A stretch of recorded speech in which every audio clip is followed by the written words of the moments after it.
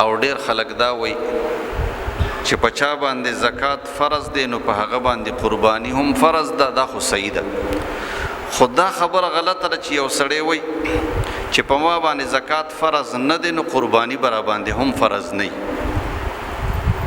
دې کې درته لږ وضاحت کوم. د زکات او د قربانۍ په نصاب کې لږ شان فرق شته. زکات په هغې چا باندې فرض دی چې د چا سره تاسو ته موي 250 نیمې تولې سپین زر وي یا د هغې په مقدار باندې نقدې پیسې وي یا دومره سره زر وي چې د هغې قیمت د 52 تولو سپینو زرو قیمت ته رسیږي نو بیا هم پې زکات لازم دی. یا دومره مال تجارت وي ورسره چې د 250 نیمو تولو سپینو زرو د قیمت برابر مال تجارت وي نو په هغه باندې زکات لازم دی. خدا زیاتی سامان چې د کور دی نو په دې باندې زکات لازم نه دی. که دا د سړي سره هر څومره وي خو زکات پې نه لازمیږي نو زکات پې فرض نه دی. خدا زیاتی سامان چې وي نو زکات پې فرض نه دی خو قرباني پې فرض ده. نو دا فرق شو د قربانۍ او د زکات په مابین کې چې زکات خو په سرو زرو سپینو زرو یا مال تجارت باندې یا نقدو پیسو باندې چې هغه نصاب ته رسیږي نو لازم دی. خو اوس که یو سړی داسې دی چې د سره سره زر هم نشته، سپین زر هم نشته، مال تجارت ور سره هم نشته، نقد پیسې ور سره هم چې کم دی کمی دي، خو لیکن د کور سامان دومره دی د ضرورت نه زیاتی سامان چې هغه نصاب ته رسیږي نو بیا پې قرباني لازم ده. پوه شوې مطلب باندې یو فرق پکې دا شو چې زکات د کور په زیاتی سامان باندې نه لازمیږي، قرباني د کور په زیاتی سامان باندې لازمیږي. یو فرق پکې دا شو.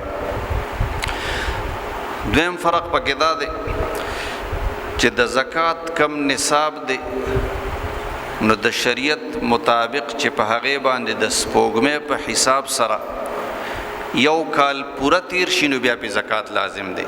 لکه د یو سړي سره 52 تولو په مقدار باندې نقد پیسې دي یا سره زر دي یا سپین زر دي یا مال تجارت دی او د هغې قیمت 52 تولو ته رسېدو دله راغې چې دله راغې نو دا سامان دا نقد پیسې مثال په طور نو په ده باندې لا اوس زکات لازم نه دی چې دا نصاب د ده سره په کور کې یو کال تیر کی د ده په قبضه کې چې کم دی یو کال تیر کی نو بیا په ده باندې چې کال پوره شو نو په ده باندې بیا زکات واجب شو لازم شو.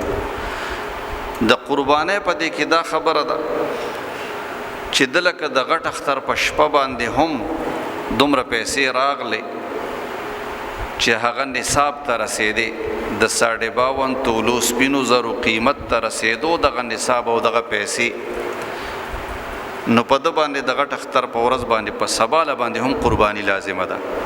کال تیرېدل پکې شرط نه دي د قربانۍ دپاره نو د زکات دپاره په نصاب باندې کال تیرېدل شرط شو، د قربانۍ دپاره په نصاب باندې کال تیرېدل شرط نه دي.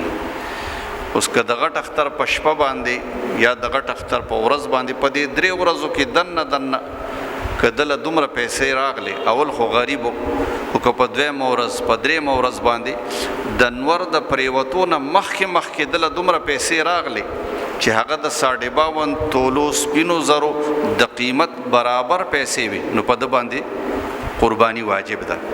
که د اختر په 3 ورځ د ماسپښین نه وروسته هم دا پیسې راغلې خو چې د نور د پریوتو نه مخکې دله پیسې را ورسېدې په ده باندې قرباني لازم ده. فوراً به دی چې کوم دی څاروي اخلي او قرباني کوي بیا په دغه وخت کې.